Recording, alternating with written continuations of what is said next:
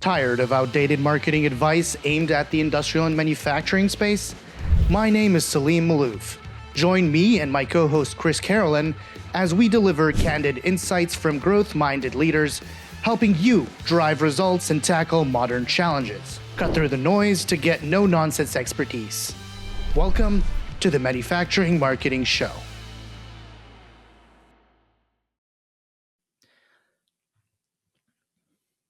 David Lillard is one of the co-founders of Spartan Marketing, a digital marketing agency in Greensboro, North Carolina.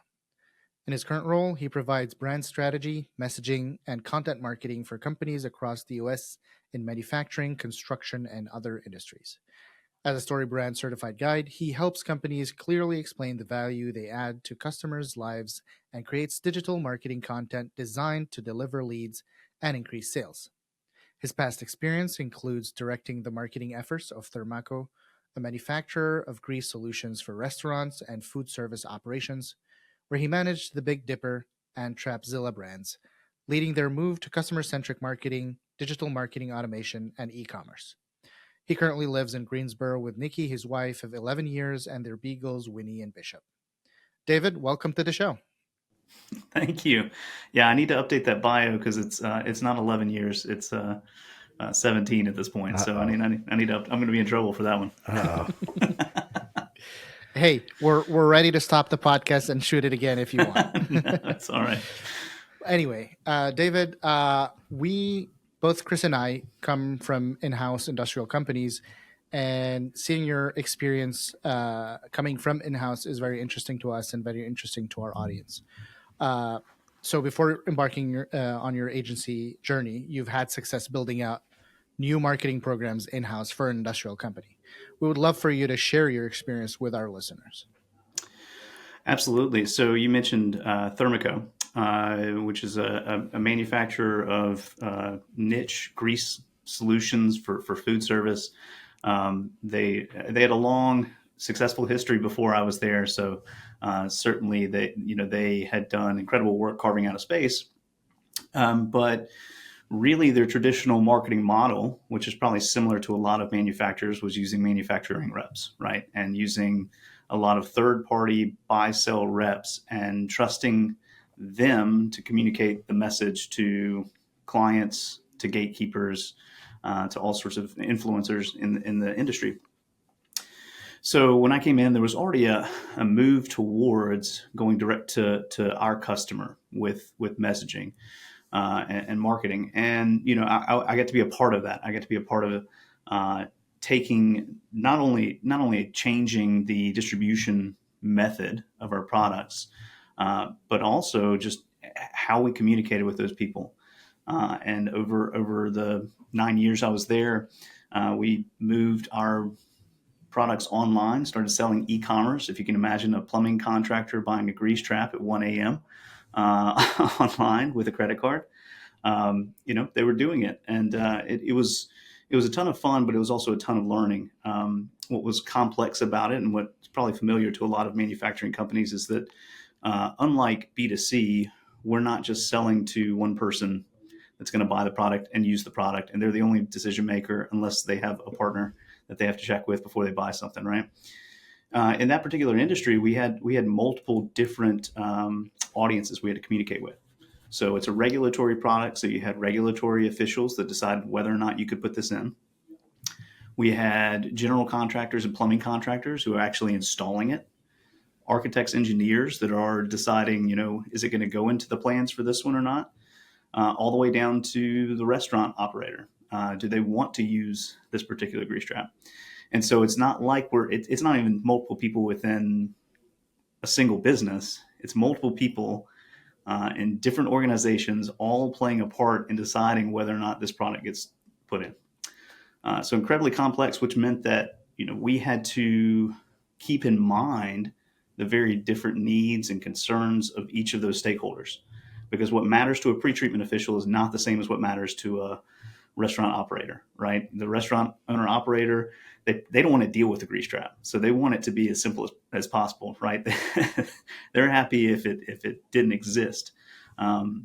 Whereas your pre-treatment official, the regulatory official, they have very different expectations because their stakeholders are not the restaurant. They're thinking about the city itself and what they're spending on maintenance and upkeep of plumbing and sewer systems. So you can imagine it's very complex. We're trying to hold all these different pieces in our mind at the same time.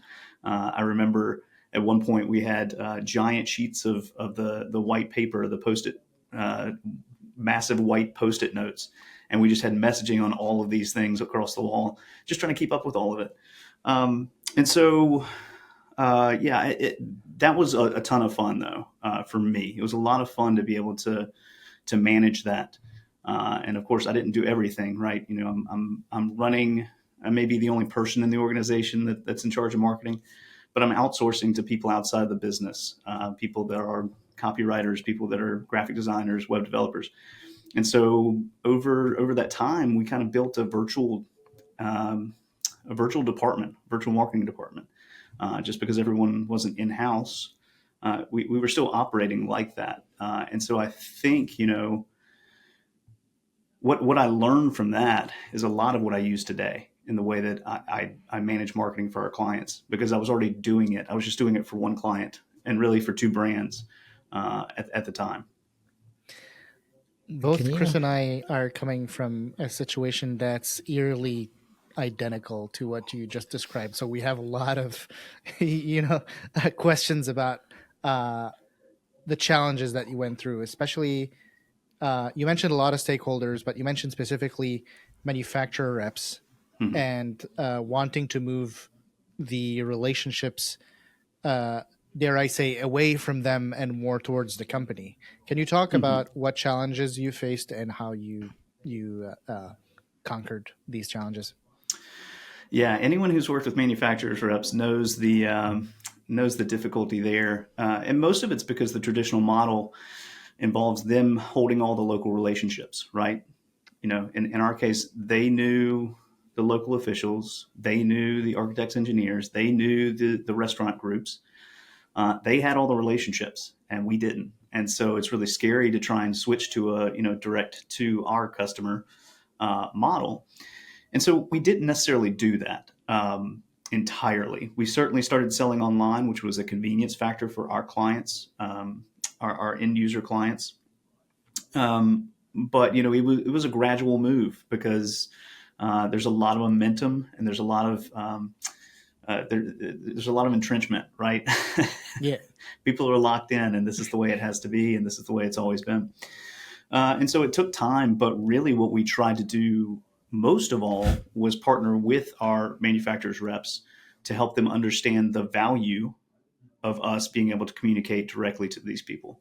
Not that we were trying to steal sales, but we were trying to help them because in some cases they were one or two person firms, right? Well, one or two people can't do everything. There's a lot that needs to get done if you're communicating with all these people. And so we viewed it as an opportunity for us to support them in a lot of ways and help them become more successful. And the ones who got it, I mean, they got it, and they're still on board, and they're still a part of what's happening there today.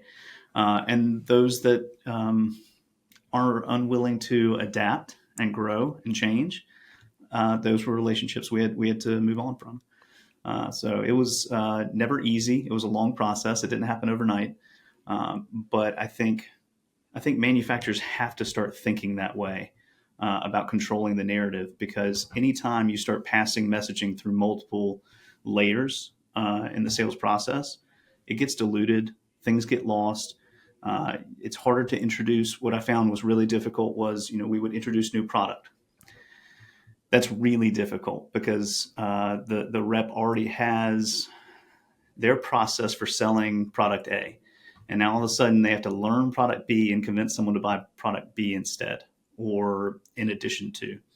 And as with most things, we choose the easiest path, right? We choose the lowest hanging fruit, and it's easy to go ahead and keep getting more of what we're doing. But we didn't have a way to really get our new products into the marketplace without having some direct communication channels with those stakeholders. It's funny you mentioned that because I worked at a construction materials company that had a specific manufacturer rep that wouldn't let a product get sunset. Like the product got sunset from the material, like from their marketing materials, and everybody was winding down production, but he was still selling truckloads of it and would get in constant fights of like, I don't have documentation, I don't have marketing. And Mhm. our response is like, we're trying to sunset this product, stop selling this product. And he's Right. like, nobody wants the new one. I'm going to keep selling it if it keeps selling. So Hmm. it's sometimes it's funny. It's funny to deal with these situations. But you mentioned that you made a conscious effort of supporting these manufacturer reps, and I'm wondering, on a tactical level, how did that look like? Well, you know, I often remark that manufacturers are stuck marketing like it's 1995. It's all trade shows, spec sheets, flyers, brochures, and some print ads, and that's all that's happening, right? And it is a very relational business when you're selling, especially large ticket items. Um, if someone's going to buy something that's 5 or 6 figures, it's harder to do really quickly the way that you can do it with ecom um, or DTC brands. And so, I think part of it was helping them embrace the future, and it was incremental, but embracing the idea that digital marketing is more and more a part of what we need to be doing to communicate because it's cheaper, right? I mean, email marketing struggles with direct to consumer nowadays, but in business, I mean, we're still tied to our emails, right? I mean, email marketing is still has an incredible ROI if done correctly. And so 8 to 10 years ago, thinking about content marketing, how can we produce more content and get it in front of these people to help soften the sales cycle, shorten it a little bit. That was a lot of it. And because most of them were more traditional, they've been doing things the way they've done them a long time, and they were successful at it. It's tough, right? It's tough to make that change, make that switch. But we position it as, hey, we're going to take this on. We're going to take on this digital aspect where we're going to focus on the digital marketing. We're going to focus on content marketing, and really start to support you with that, so that when you go and do what you do best, which is sell, right? Build relationships and sell. The path was paved, and they could walk in and they had the materials that they needed, and this person probably already seen Big Dipper or Trapzilla somewhere, and so the conversation's shorter. You're having to convince them a little bit less, and so that was kind of the path that we took. Let us take on the new, the thing that you don't necessarily do a lot of. Let us take that on, and that way you're just focusing on the bottom of the sales funnel, right? You're just focused on closing deals, so that we can provide those.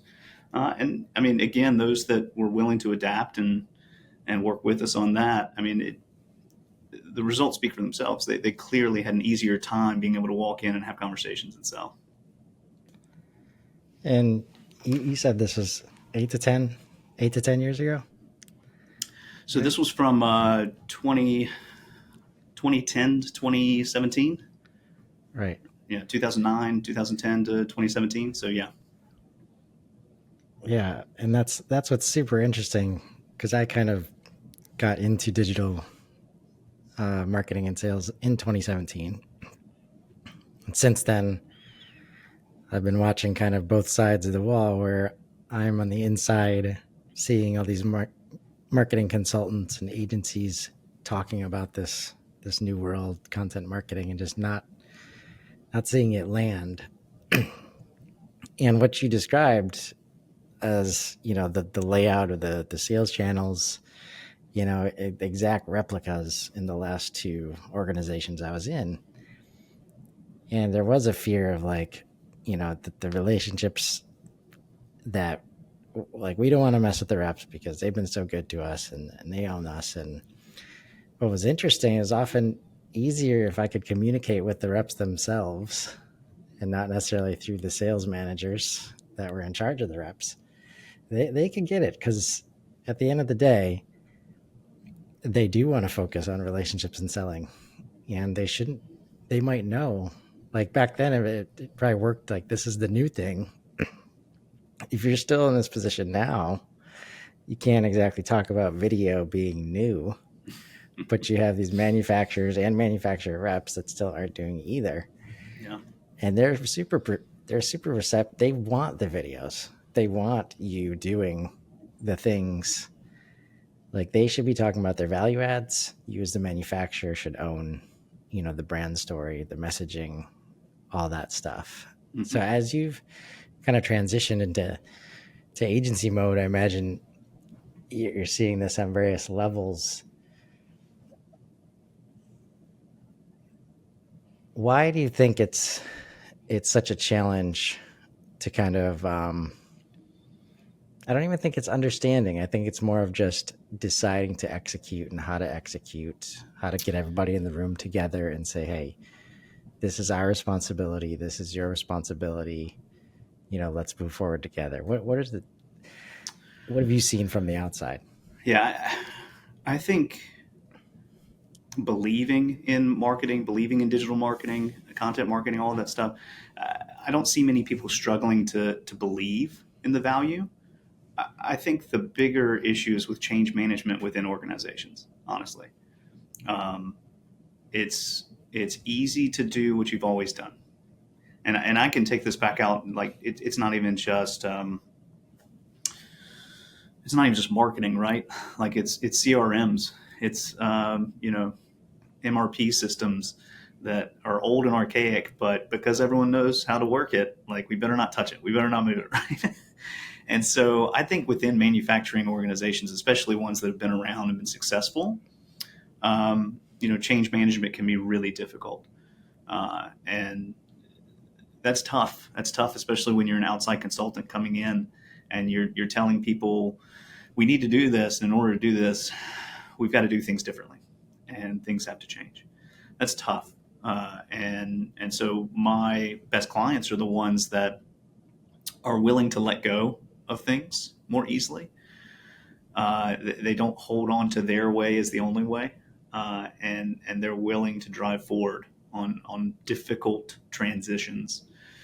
And those are the clients that win. Those are the ones that are willing to learn and listen to someone else. I'm sure you're familiar with like EOS. I find there's a lot of alignment with organizations that are willing to take that on, are more willing to listen to other outside consultants like myself, marketing agencies, and trust them to do work. Those that put up those walls you were kind of talking about, those are the ones that I walk in and we know what needs to get done, but at the end of the day, it's probably not going to, just because they're not willing to make massive changes or let go of things, to hand off responsibilities to other people, especially people who don't necessarily work inside of the four walls of that building. So I think change management. I think change management's huge, and as leaders, of manufacturing companies, they've got to be willing to make changes at those levels, and be willing to break some things to put them back together in a better way. For us as external consultants, it might be easy to chalk it up as like a unqualified opportunity and decline the opportunity to work with these organizations. But what is your advice for someone who's in-house in charge of marketing and is facing such a situation? How do they navigate it? And is there, dare I say, is there a light at the end of that tunnel? Is there hope? Is there hope for those people? Yeah, absolutely. I think it's going to vary by situation, but the proof is out there. So I think there's more and more proof that this is working for manufacturing companies and not just people who sell shoes. And so there's proof out there. But what I think it takes is someone who's willing to really drive the bus. And so if you're sitting in a seat where, in a lot of these organizations, marketing isn't valued as highly as a lot of the other functions of the business, right? So of course, your manufacturing process is number one. Like if you're making something, you better be making it perfectly to a T. Engineering, because we need to make new products, we need to process engineer what we're doing, make adjustments as client feedback comes back. Those areas are really vital. And then sales is huge, because that's what's driven the bus for a long time. And there's really poor sales and marketing alignment. And a lot of times I feel like unnecessarily sales and marketing are pitted against each other. And what we really need is really good alignment, right? I mean, if you want to be successful in marketing in a manufacturing company, you need to get close to the sales team and the sales manager, but also what you're talking about, like the reps. Like you need to understand those people in the field who are actually selling and understand what the process looks like. I've met too many people in manufacturing companies in the marketing role that don't understand the product inside and out. They don't understand their clients inside and out. Like those are necessary. You can know how to build a good website, but if you don't know the customer, if you don't know the product you're selling, you're going to have a really hard time creating any kind of momentum in marketing. So there's hope, but I mean, there's got to be better alignment between sales and marketing so that you can view what you do as not adversarial to sales, but supportive of sales. Because at the end of the day, that's the goal. Like we have to sell these products and salespeople know how to sell them. You need to learn how to help support them and make it easier for them to sell.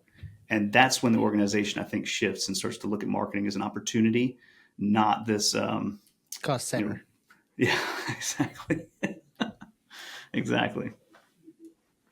So who are you usually talking to when, let's stick on this sales and marketing alignment topic? Because this is definitely like, it's not hard to get, and some challenges I ran into is, especially if the sales team is big enough, generally much, much, much larger than the marketing resources, right? But you need to have these relationships internally, like to be able to, access information, like make sure they know you're aligned, and without like internal communication systems and setups, and like it just becomes really hard to keep that going. So while like you could have like sales and marketing, like they like each other, but the systems in place make it very hard to stay aligned. So have you ever had to engage like leadership or at different levels? Because that's where I think there's some responsibility, right? Because unless leadership is really demanding this of the organization, you just have a bunch of internal stakeholders, and contributors trying to manage, which works when there's few people and everybody's like gets it, but it doesn't take much for it not to work, and even harder when you're bringing in new people to the organization. So how have you approached that conversation? Yeah, the first question you asked is probably the most telling piece of information as far as who I'm normally talking to. And I honestly find myself talking more to people in sales roles than I do, especially sales management, than I do the marketing personnel, because there are fewer. Like in a lot of these organizations, there may be a marketing manager, maybe a director level marketing person, but there's no one really at the C-suite level that's marketing focused. Like even if, and I don't mean to, I'm not trying to knock them, but I talk to a lot of VPs of sales and marketing, where marketing is a function of what they do, but that's not what they grew up. That's not what they came up through the organization doing. They were salespeople, and then they were good at managing sales, but they weren't good at marketing. Like that wasn't what they were good at. Or if they were good at more traditional marketing methods. And so I find myself talking to those people more often when I go into an organization, because they're the ones that are most concerned about leads, right? And in most of these organizations, leads are the thing that they need. Salespeople want more leads. That's what they want. What are we doing to get more leads? Are we buying lists? How are we getting these things? Yeah. And so when I start to ask questions, well, okay, I mean, what isn't your marketing delivering leads? Well, no, not really. Okay, how many leads are you getting from your website? I don't think we've gotten one in 3 years. Those are the kind of conversations we start to have, and they start to realize that their marketing isn't delivering on what it should. It can look pretty, it can be functional. You click buttons and it goes where it needs to, but your marketing isn't set up to drive leads to your salespeople, which is what's critical. And so once we have that understanding, then I think, Chris, what you were talking about with the with the systems in place and technology, then you can start to piece together something that'll help. And it's often iterative. You don't solve everything the first week when you're in an organization. You're just looking to make quick wins. That's what I focus on. Like, how can we get quick wins? How can we start getting a few more leads? What can we fix on the website? How can we more quickly deliver these leads to the right salesperson with enough information? How can we start supporting their communication efforts with marketing communication efforts? And you're really just, I think a lot of it is you start looking at the funnel, like the sales process, I guess, marketing and sales process, and start looking for leaks, right? So where are leads getting to and then dropping off? And how do we bring them back in and re-engage them at that point? And, it's kind of like being in a boat with a bunch of holes. You're just plugging holes until you find the right ones to keep you afloat. But yeah, I think it's interesting because and it's really easy to talk to a marketing person within an organization and they buy in immediately, right? They understand, right? But that's not, like you're saying, Chris, that's not where the change is going to come from. It's got to come from the top and leadership. They're most likely the ones that are asking for your help to begin with. Mm-hmm. So, let's say, and you can tell me if you've run into this or not, but let's say there's just lots of holes. At which point, because what I've seen is,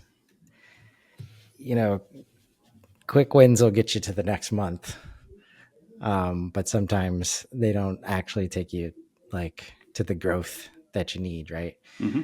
So when you see, do you have pivot points or flags that you're looking for to say okay, we've filled some holes, but this is not solving, our actual problem. Mm-hmm. Can you take us through, maybe some situations that you've run into like that? Right. Yeah. I think when there are issues, it's usually because there's not enough change management. I'll go back to this within the organization to be willing to not just put in a new marketing tech and expect it just to work, not just throw money at Google Ads and expect it to work, but being willing to make adjustments internally so that these tools can deliver better value.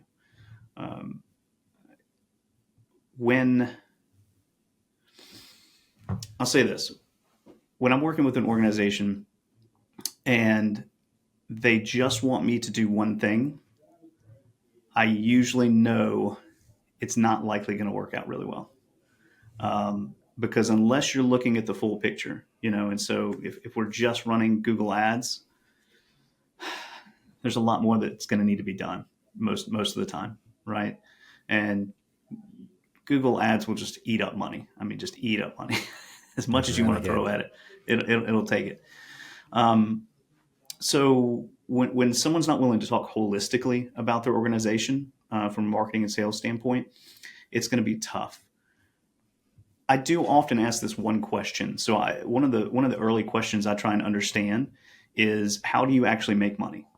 How do you actually make money? Like, what are the products that sell, and where are those products selling? Because I think if you have 5 lines of revenue, and this one makes you 80% of your revenue, and these 4 make you the other 20, you should focus on selling this one right here, right? Focus on this one and maximize that, because something's working right there, right? And there's a good chance that unless it's an oversaturated market or it's a product that needs to be sunset and something needs to come along that's better, chances are that's working. And so in those cases, we chase the money, right? We chase the money. We're gonna look at what's actually working, and we're gonna focus in on that one area and try and make that as successful as possible, as opposed to trying to divert our focus across 5 different product lines. Really hone in on what makes your company successful. And there's a lot of cases where they only sell the other 4 products because they sold the first one. So just focus on selling this one, and then let some party within some kind of internal sales rep see if we can upsell people on these other items. But don't spend all your marketing and advertising efforts to sell everything. Focus on this one. I have a hypothetical, hoping you're willing to play along. In that case, where an organization has 80% of their revenue coming from one product, and they're engaging your services and saying, "We know this works. We know this is selling well, but we know the market is going to saturate at some point, so we want to grow the other products." In this situation, uh, what is your strategy, knowing that there's not a crunch for leads because they're doing well, but they're looking forward to growing other parts of the business? How do you approach that versus the typical, we need leads now Right. kind of playbook? Again, I think it's chasing the money, right? I think it's if you have 4 other product lines and you're looking to grow all 4 of them, you can't do it all at once.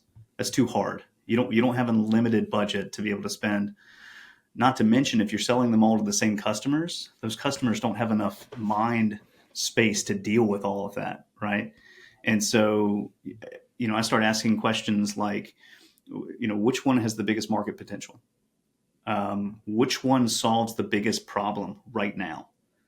Because that is the one that's going to be easiest to sell. If our customers are clamoring over this particular issue and this product solves it, if it's the golden bullet, like let's use that one, right? That's the perfect one. Yeah, I think it's the same thing. I think it's where's the biggest opportunity.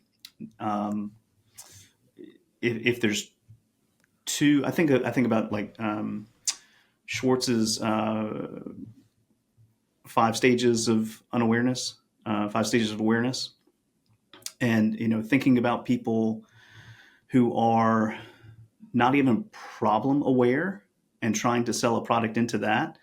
That's going to take a lot of work. You got to help people understand that they have a problem and what that problem is costing them, and that there are solutions available, and why yours is the best. That's a lot to teach people. But if there's a product out there that fits a need at the end of that, where they understand they have a problem, they understand what's costing them, they understand some solutions in the market, and this is positioned against that in a completely different way, that again is another opportunity for me to take advantage of, because you can sometimes fracture a category and really go after a brand new opportunity to take up market share or create your own market, if at all possible, is always ideal. I think you made a good point at the start, is that you can't do it all at once. And the one caveat is with the same resources that you have right now, right? If you see opportunity and think that you can just add this new hat or this new initiative onto the same team that's driving 80% of the revenue, right? That's where you generally are going to be disappointed, because not only is it just the same number of man hours is available, but generally that's the one that's got like 40, 50 years of expertise just building, right? And now you want to go into a new market. And that's where I see this. This is the challenge of growth in these tried and true organizations that now are getting like revenue's good, and they're seeing all kinds of opportunity and they want to get after it. And like, okay, let's bring in one guy, and we'll get after it. And now this team, you're going to be worrying about two markets now. And that's where I kind of challenge that. A lot of times it can be a boiling of the ocean situation, because you're trying to do what you did in 50 years in like 6 months. Sometimes some of these goals are, right? Yeah. And that's where it's like, either you take 50 years and do it the same way, or you put some resources. Obviously there's going to be a balance. So have you seen anybody, or have you worked with, as you approach that with organizations, is that the kind of story you're telling to try and direct them? Because we're working with a lot of smart people that have done this before, right? And it's just this mindset shift of like, okay, this is in a brand new place. Nothing you did for this 80% is going to matter. over here. So how do you walk them through like taking advantage of these new opportunities? Really good points. And that's usually when you see too much stress on an organization, is when they try and accomplish too much in too short of a time frame. I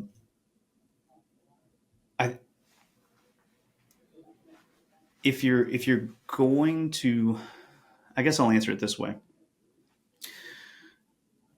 You have to look at a couple of different factors. Number one, are you selling to the same customers a new product?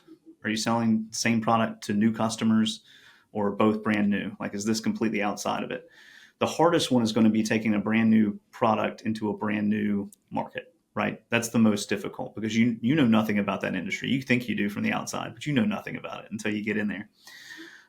If you're taking an existing product into a new market, that's going to be a lot easier and far less stress on the organization. But anytime you are introducing a new product anywhere, it's going to be a little bit more difficult. But I do like, when possible, trying to stay within the same market, same target customer. And the reason is, that customer best. And the more and the better you can know your customer, what's going on in their day, what's making them successful, what's their major pain points in a day. Like that's where most products come from, right? What are you struggling with? What are you struggling with? So I think knowing that, I would certainly say, if you can stay within your existing customer base, it's a lot easier and a lot less stress on the organization. If you're going to start going way outside of that, new product, new market, you're going to have to double your efforts to be able to do that. And that's where I'll say profit margin is most critical. Because if you have enough profit margin, even on that 80% we were talking about, if you've got enough, then you've got some room to work. And maybe this year you can reinvest some of that profit margin back into introducing a new product. I'd make sure it's worthwhile. I'd do some vitality testing. I'd do some money on squares and try to figure out what's working before I tossed it all into a new product. But I think if you don't have profit margin, it's going to be really tough for you to grow it into a completely different space. You can keep doing what you're doing, most likely. But if you want to carve out new space in a new territory, you're going to have some kind of margin to play with. It just doesn't come from nothing, right? You can't just all of a sudden, it's not like there's buried gold out there everywhere. It takes work. Going to new territory really needs a lot of education. And when we say education, we say content and content marketing programs. You mentioned during your time in-house that you outsourced a lot of that work. And now that you run a marketing agency, maybe you might be a little biased, so are we, but what are your thoughts on building a content marketing team in-house? What should be the priorities? Who's the first hire? Do you bring them in-house? Do you outsource, etc.? Take us through your thoughts on building your first content marketing team. That's a good question.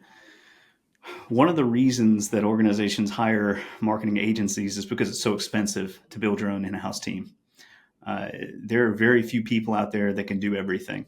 Very few people who can choose a strategy, create the content, whether that's copy or video or graphics, people who can execute effective email marketing, advertising. It's tough to find people who can do all of that. And so unless you have the budget to pay for full-time people, it's a lot to manage if you're going to bring it in-house. I think that the gig economy is great for marketing. There's a ton of freelancers out there, as long as you know what you're doing and know what you want to get out of it. I think that's probably the path I would take if I really want to manage it myself. But you better know that you know what you're doing, and know that it's going to be less cost effective than just outsourcing, most likely still, to someone who actually knows how to. Because when you've got people outside your organization, you can't tell them all the time, this is when I need this by, or I'm going to send you an email, you better respond immediately. That's not how contractors work. It's not how they work. So you lose a bit of control. There's probably a little bit of a time stretch when you're trying to manage all of those different people, which is why, most people go the agency route, because you're dealing with one point of contact who's then spreading that out across multiple different clients. If I'm thinking about building internal, as far as first hire, I think you got to decide what kind of content you want to focus on, right? I think the medium probably matters a lot. If you're looking for SEO and you really want to carve out space in search rankings, you better have a fantastic copywriter who knows what they're doing, and you better get someone who knows how to technically set up websites well for SEO. And so those are the first two things I'm thinking about. If you just want to go the video route and you want to start creating some really engaging, potentially viral content, then I want to think about, video. How are we going to get some great video content without blowing the budget, which is usually lo-fi, right? Like, I mean, you either need to go all out and make just killer content, video content, or you need to get really comfortable with these right here. And you need to get really comfortable with just putting out content and learning. So yeah, I think it depends, but I also value like execution. Like, I prefer someone who's prone to create and ship, as opposed to sit back and hold it and say, it's not perfect, we should do this differently, If you've got $1 billion to spend, sure, you can take all the time in the world to make the perfect video. With limited budgets, be willing to put out content that's not perfect, because you're going to learn through the process and get better through the process. But if you're constantly like pulling back and saying, no, let's relook at the way that we do this, you're probably not going to put out anything, and you're just wasting money at that point. I would argue that even if you have infinite budget, there's a lot of value in shipping constant content, because the quicker you ship out a piece of content, the quicker you get feedback, the quicker you can pivot in your current content strategy, the quicker you can pick up on engagement. And with social media distribution, the algorithms start learning that you are going to be posting more and often, and start picking up your channels more for distribution. And we both are advocate for that. But in cases where leaderships are scared of that lo-fi content, and there is an internal need for, I'm not going to say control, but for making sure that the image is clean and almost clinical. How does one, address these challenges and get to the point where they are able to communicate the value of, quick content, quick feedback, more content, instead of that one video that we pay a videographer $15,000 and then we have the final product and we start thinking, okay, now how are we going to use it? Mm-hmm. Probably comes a lot from understanding that most videos are not going to go viral. Once we can get this out of our head that we can create one great video and it's going to solve all of our problems, good marketers know that's not true. Good marketers know you put out 1,000 videos and then all of a sudden one of them works, like one of them takes off. And so I think getting that idea out of our head is critical. If I'm a manufacturer, I'm also going to think about talking in terms of the manufacturing process, right? And so you don't make the final product the first time you build it. You don't. You're gonna create what? You're gonna create models first to see how it looks. You're gonna put it in front of people and ask questions. You're gonna create a first prototype, and it's probably not made out of the same materials, but you just want to see it. You just want to feel it. You just want to look at it and make sure things fit together. And then you're gonna get feedback, right? And so the longer it takes you to create that prototype, the longer it's going to take you to get to the final product. And the same is true for marketing. I mean, it's going to take 1,000 repetitions to get good at something. And the longer it takes for you to do the first one, and the second one, and then the third one, the longer it's going to take for you to get really good at it. So for me, if you can speak in those terms to the organization, because the leader of that organization is probably a manufacturer or a salesperson. In most of these cases, that's who tends to rise up through the ranks. They're an engineer or a salesperson who end up in those seats, understandably. But if you can speak in those terms, I think it helps them to understand. Until we actually get a test group to look at our product, we miss stuff. We don't know everything. And until it has to go through the approvals process, we don't even know if it'll make it. Like, especially if it's a regulatory product or if there's some kind of certification. Like, the longer it takes us to get it to that point, the longer it's going to take for us to get feedback and make changes and those sorts of things. So that's kind of an idea of how you might communicate that to leadership. No, I think that's well said, and I think a lot of the themes I'm hearing, because there's so much to consider. There's a right way and a wrong way, a good way, bad way to do all these things. Ask for help. Like, if you don't, it is so easy to waste so much time, money, and just, blood, sweat, and tears sometimes on this stuff, right? And if you're trying to do this without either external help or at least one person in your organization that can focus on this, it's going to be a tough time. And it's always interesting to me, when you have a lot of smart people in the room and they've built this business, obviously, and you're talking to them and they get this aha moment. It's like, oh, okay, let's get serious about marketing now. And it's like, thanks for bringing that up. We're going to go figure out our marketing strategy, and then we'll come back to you. And knowing there's like no marketing people in that room, right? That just that disconnect. Yeah. And that's like, of course we can help from that side too, but really, if I could help you in one spot, it's in that room, right? Mm-hmm. And I think if you're a leader, CEO, sales leader, that doesn't have the marketing expertise, you can get help from an external, agency. But if you try to do that by managing them and thinking about it like 1 hour a week, or like, as an afterthought, it still gets really tough. Whoever is helping you from the outside needs, a level of commitment and support and subject matter expertise that they don't have. So really that's where, and that was the last 2 times I was brought in. It was like, okay, there was some will from the leaders to do some kind of growth strategy, some kind of new marketing activity. And they didn't know exactly, what it was going to look like. That's why you bring in somebody internally to help you figure out those next steps. Because all the things we talk about here could be right, for your business. So what's, I might have just stole it, but do you have any main takeaways as far as, whether it was what you learned from the inside, kind of what you're doing now for people?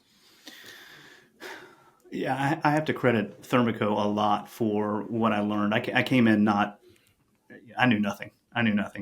And they really were willing to invest in marketing. And I had a mentor, Roger Beam, who owned a marketing agency and then became a professor. And I got basically a crash course MBA from him. Taught me a ton of what I know today from his experience at Procter & Gamble and Clorox.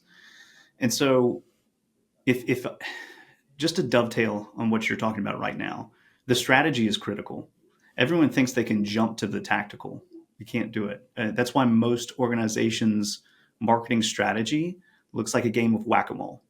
Whatever pops up and someone in the leadership sees, they're talking to another CEO, they're at a trade group meeting, and someone says, well, we started doing this and it worked really well. And they come back to the organization and they say, let's do this, without any understanding of how it fits within the rest of the organization's sales and marketing efforts. They do it for 2 months. It doesn't work out as they expected. They move on to the next thing. So strategy is the most critical. Knowing not just what you're going to do, but why you're going to do it, how you're going to do it, how it's going to fit with sales, what pieces of marketing tech or even other pieces within the organization, how do those need to change? What do you need that's going to make this successful? Because again, most obvious example I can give you, if you've got a terrible website that's not converting, Google Ads is not going to fix it, right? You can spend thousands of dollars sending crappy traffic to your website. You're not getting anything because the issue wasn't traffic. The issue is the website itself not converting. It's not speaking to your customers' needs. It's not doing an adequate job of talking about how your product helps the customer win the day. That's what you need to focus on. But if someone just thinks I can jump to the tactical, we can spend some advertising money, just pump a bunch of traffic to the website and it's going to turn into money for us. It's not going to work. And unless, like you're saying, you have an understanding about how all this fits together, you're going to end up just throwing money at ideas, whatever the flavor of the month is. That's what we're going to try out. And you're going to see subpar results, if you see any results at all. And that makes me want to do another episode on like the top 5 ways to waste a lot of money. Man, Google Ads, it's hard not to get triggered every time I think about the budget available for Google Ads, but not our website. Yeah. Right. David, we can go forever, but thank you again for being our guest. And for our listeners, where can people find you on the internet? Connect with me on LinkedIn. Of course, if you want to see any of our work, you can head over to spartanmarketing.agency and check out what we do there. But yeah, it's been a pleasure jumping on and talking with you guys. Likewise, David. And for everybody listening, thank you for being with us till the end of the show. And we look forward to seeing you in the next one. Bye. Thanks, David. Thank you.